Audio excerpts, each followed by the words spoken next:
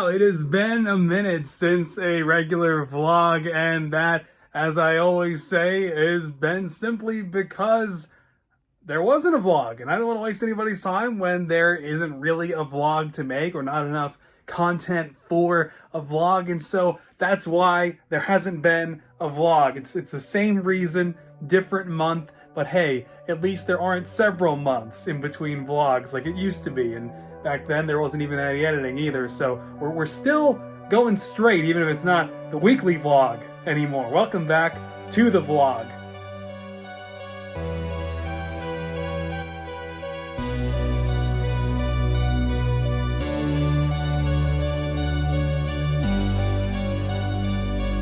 And now this vlog was actually going to be a little bit longer because I was going to open with a new Hot Toys figure because Spider-Verse Miles is coming in today, but he's still not here.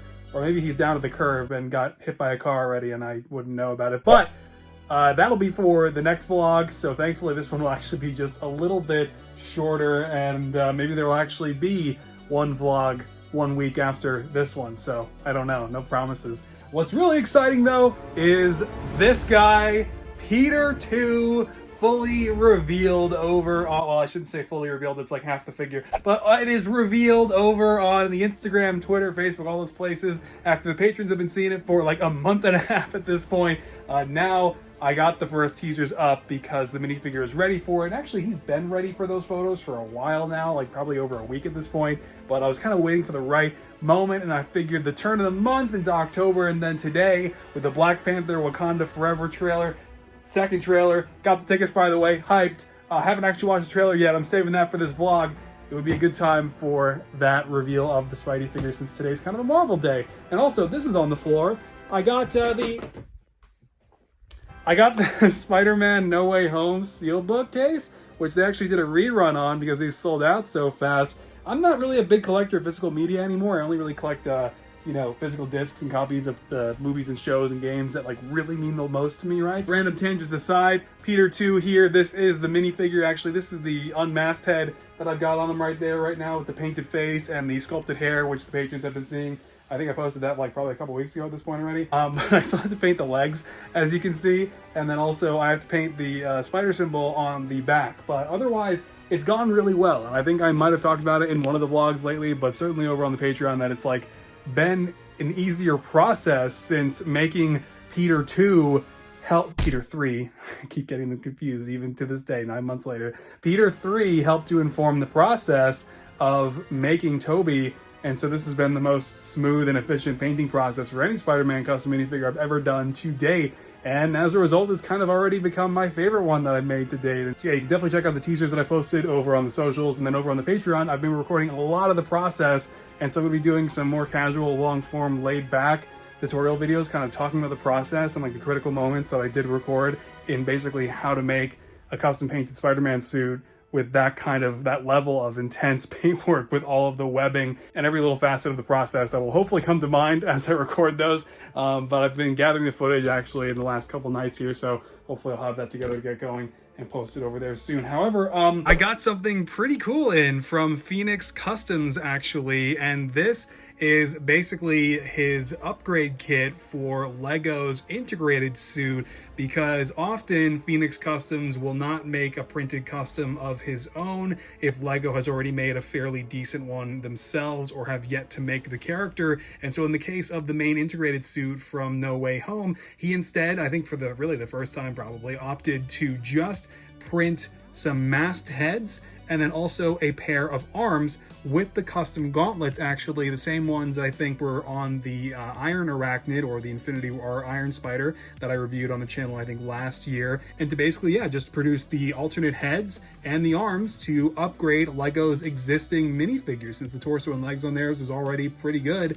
And I appreciate that effort because it makes this minifigure look infinitely better. Now what's really cool is obviously Lego's minifigure uses black webbing lining, which I don't think Adam necessarily would have done, and historically hasn't. He usually goes for the dark red lines, so he offered both a mask version with dark red lines and then one with the black webbing, which I really appreciate because I actually usually do prefer the dark red lines and webbing on his printed heads, but in this case, to obviously complement Lego's existing minifigure, you need that webbing to be black, and so it really worked out, and this is awesome, and now it's going to look so much better in my display. I'm not sure if I'll necessarily do a dedicated video, probably a short on YouTube and Instagram, but I really wanted to share it with you guys here on the second channel a little bit ahead of time. But also, speaking of things, any Phoenix custom minifigures that I've actually shared on the channels here, I did finally review the, of course, Infinite Armor minifigure, one of the only minifigures that I keep in a dedicated case. This is my favorite Iron Man custom minifigure ever in my collection, with that phenomenal custom spray red shiny metallic coating, and then obviously Adam's designs printed on top of it with all those custom accessories. You guys have already previously seen this minifigure here on MGF Extra when I already got it in the mail, I think way earlier on in this year, but I was looking at it and I was like, man, I really want to do that review because it's just such a fantastic minifigure to not give a dedicated review over on the main channel. So I did that, and that is up as well. And actually on the same day, I filmed the review for Baggles Studios Ahsoka, who you previously saw in the last vlog. Just the absolute best printed custom minifigure I've probably ever owned in my collection. And so that video is also done and ready for editing, and I can't wait to actually get that video out as well, because it'll be part 1 of 2, because I also have Baggles Studios Darth Vader coming as well, which I'm so excited for. And so now we are going to get into the Black Panther Wakanda Forever second trailer.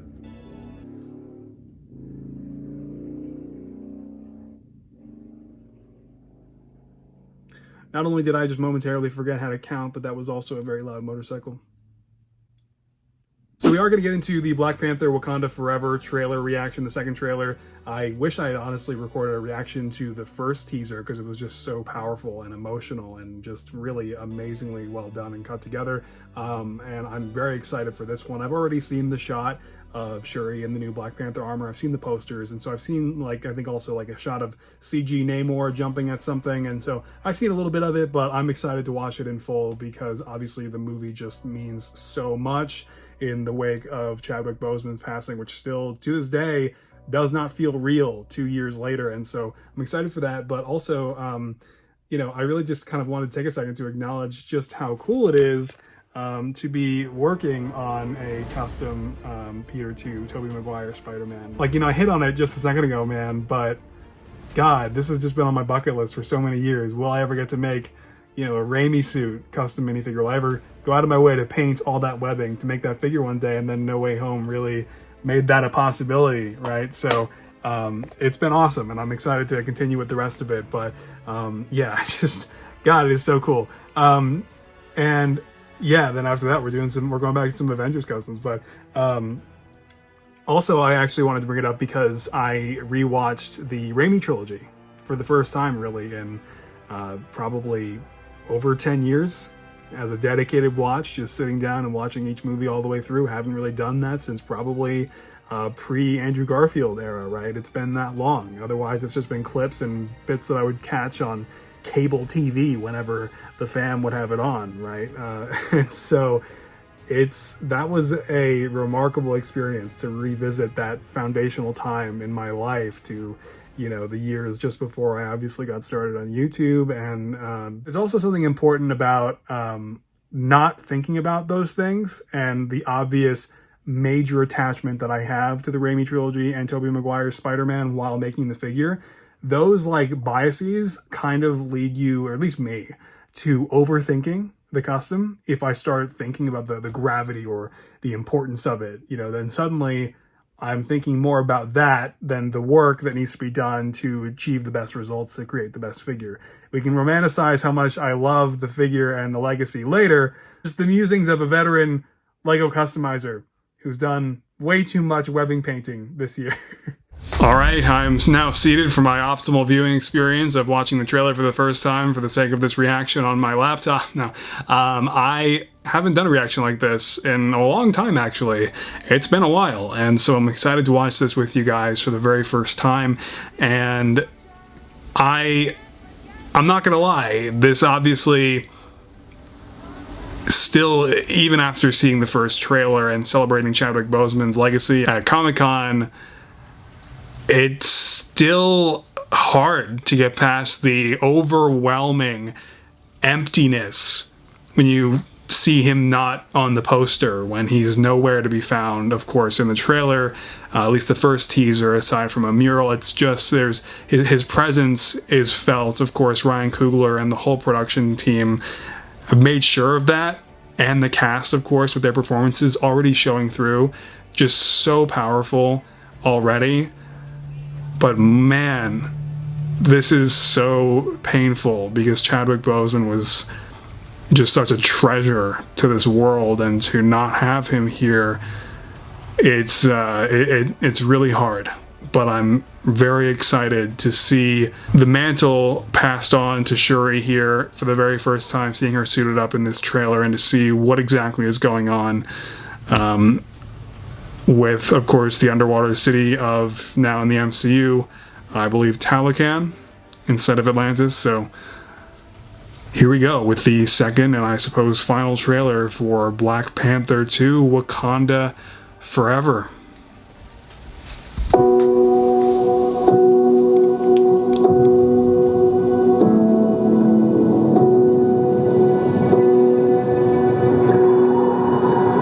Well, that's cool. They actually... Wow.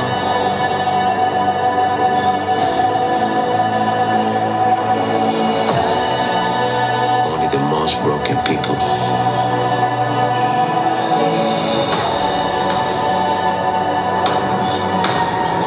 Can be great leaders.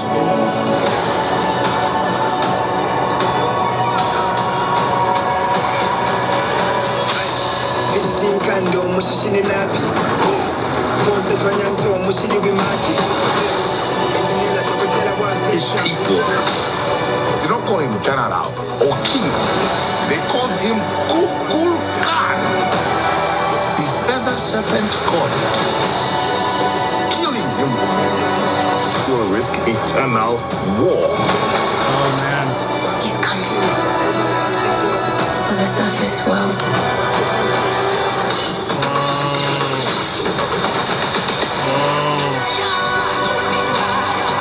We know what you whisper.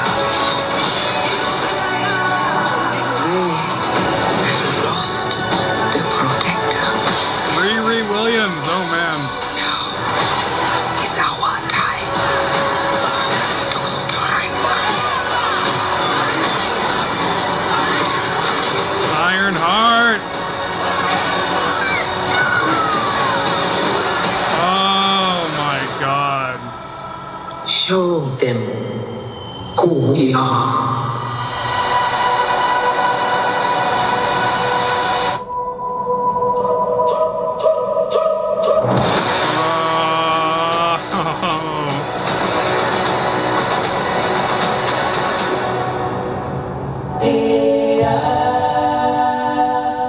That is so special.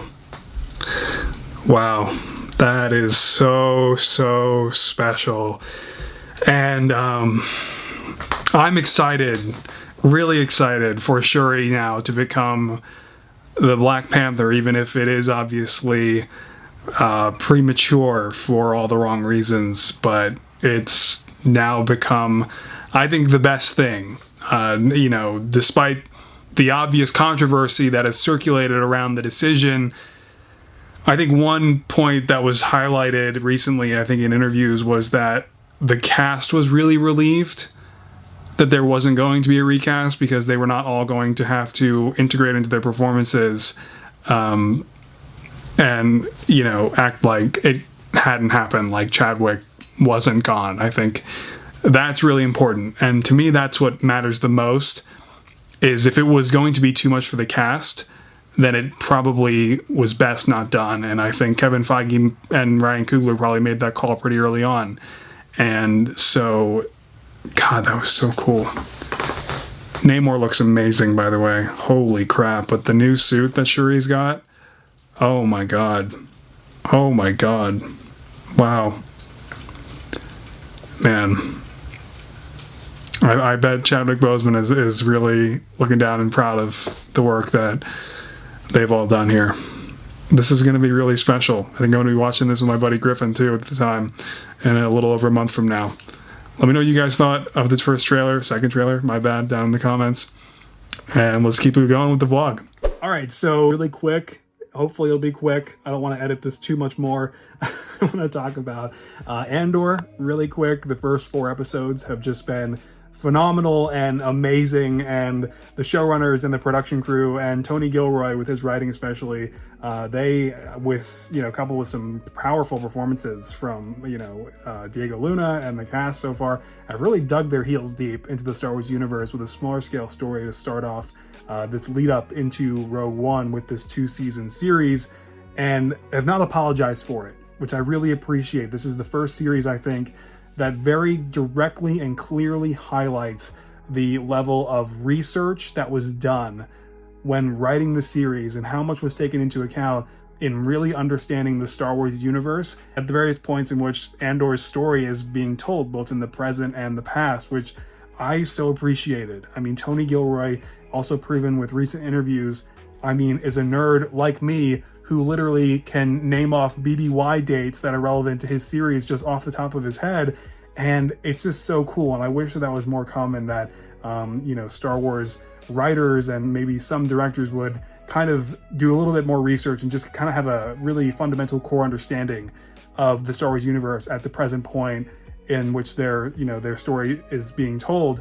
I don't even hear like Dave Filoni ever use BBY dates that easily. So, you know, it's just kind of, that was a cool thing. And Andor has been phenomenal so far. The production value has been shocking. The recent trip to Coruscant in the series was just one of the most phenomenal experiences that I think we've had in the Disney era to date recently, because it wasn't just a trip back to the live action Coruscant for the first time since really Revenge of the Sith. I don't necessarily count the, you know, all the Order 66 flashbacks recently, but I mean really showing Coruscant in full. But they also added to Coruscant and showed you what it's like to live, not just you know, walking through the streets, but, you know, what a middle class life looks like for Star Wars on Coruscant, Star Wars people. And, you know, it's been awesome. And does that mean I'll make Andor customs at any point? No. But also I wanted to bring up, finally, Ryan Reynolds came out with the announcement of Deadpool 3 finally happening in September of 2024, with the surprise addition of Hugh Jackman returning to the role of Wolverine. And this broke the internet. I obviously was thrilled to hear it. A lot of people very quickly called into question the ending of Logan, and obviously the movie that was deliberately written to be the one final absolutely amazing last Wolverine movie for Hugh Jackman. That was the whole point of it. But also, I think it was made pretty clear at the time that it was basically an Elseworld story, not necessarily directly connected to the continuity of the Fox X-Men universe. And also, it's Deadpool now existing in the MCU. As it is, Deadpool is probably going to do some multiverse hopping himself to get to the Avengers, you know, the MCU 616 universe. So, I mean, you know, you can have another version of Wolverine just pop in. It's Deadpool. We're fourth wall breaking all the time. I don't care what version of Wolverine it is. It's just cool that Hugh Jackman is back for one last fun movie with Ryan Reynolds' Deadpool, which I feel like was just a pairing that had to happen. And obviously they both were certainly aware of that in making this happen now. And I can't wait to see what it's going to be like. That's going to be a fun time. I'll probably definitely have to make figures for that movie when that time comes. God, I haven't made a Deadpool custom actually since 2016, the first movie. Wow. And finally, to close out, I wanted to touch on the UCS Razor Crest, and it looks amazing and it looks great and everything that we had been hoping it would be. I'm not getting it. Honestly, the interior alone just looks so exciting, but I don't know, man. I've already got the UCS Falcon. Buddy of mine has a UCS gunship that I still have to pick up from him somehow, and I'm not really one to bring in giant Lego builds anymore that I don't have space for, and especially if it's a ship that I was attached to for a brief period in time that swiftly got blown up. I would rather get a UCS Venator one day or something, a little bit more meaningful if we can head back into the prequels era. with the UCS line. Hopefully that'll happen sooner rather than later, because the disproportionate amount of sets that still exist in the UCS line that are not from the prequel era is quite shocking, even with the gunship, which I think everybody so appreciated, just not the minifigures obviously at the time. I'm gonna go. I'll see you next time, and we're gonna have Spider-Verse Miles to talk about, Daredevil, and She-Hulk, and it's gonna be a good time. Hopefully I'll see you then. All right, take care and stay safe out there, everybody. Keep creating. Bye-bye.